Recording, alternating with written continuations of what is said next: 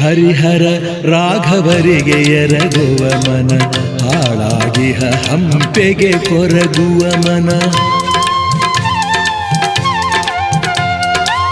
ಹರಿಹರ ರಾಘವರಿಗೆ ಎರಗುವ ಮನ, ಹಾಳಾಗಿಹ ಹಂಪೆಗೆ ಕೊರಗುವ ಮನ.